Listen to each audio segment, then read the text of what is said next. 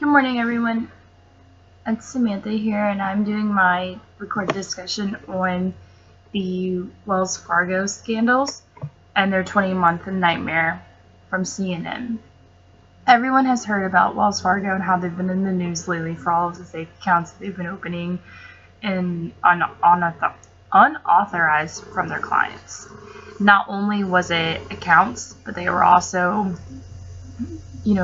issuing mortgages and car insurance and stuff of related sorts that also has got them in the news and causing them to be fined bunches of money. On September 8th, 2016 is when the fake account scandal began, is when it was uncovered. And then September 14th, the governor told CNN that the Department of Justice was issuing subpoenas related to the matter that was at hand.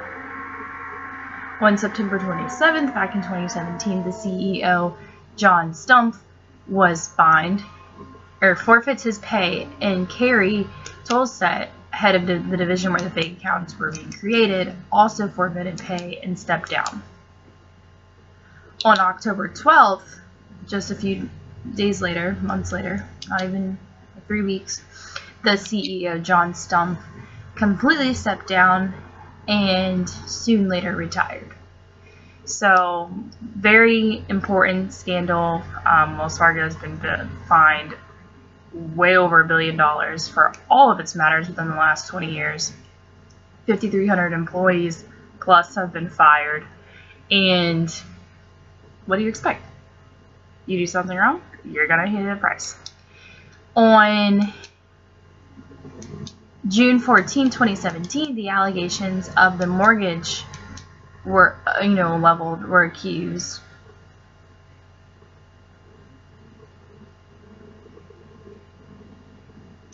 Where they were modifying mortgages.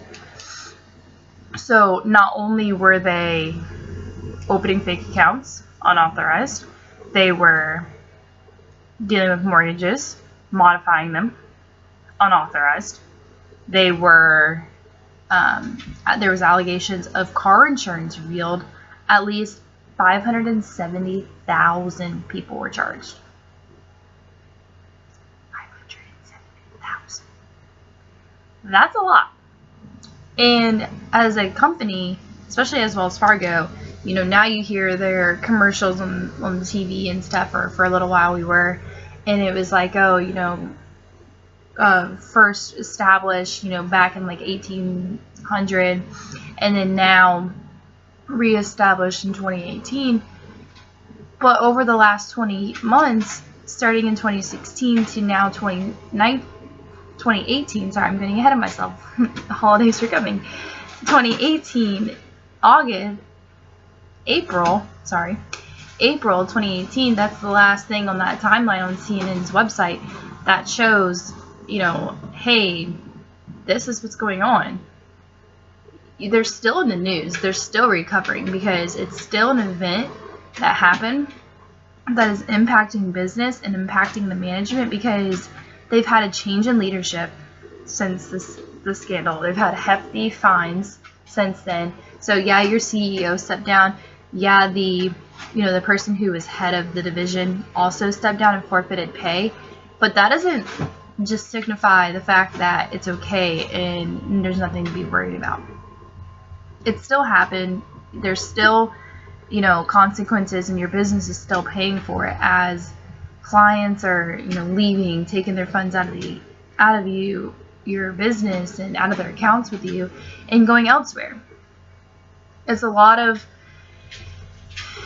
factors that go to it and a lot of factors that are going to continuously come from it. They also were, fined $185 million just for the fake accounts. Like, that's a lot of money.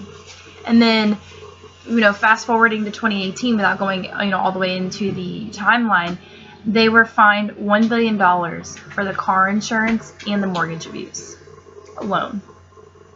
$185 million fine just on September 8th for the fake accounts, and then April 20th this year, $1 billion for the mortgage and the car insurance issues.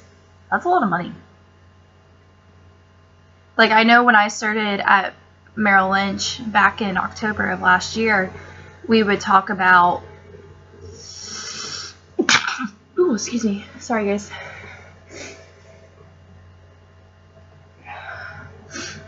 Apologize about that.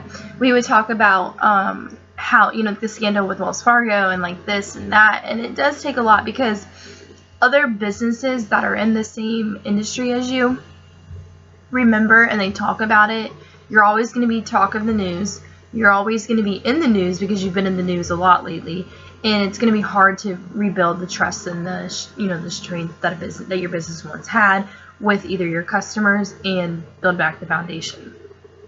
So some of the questions that I've proposed for you guys is, would you trust your money or any of your information with them?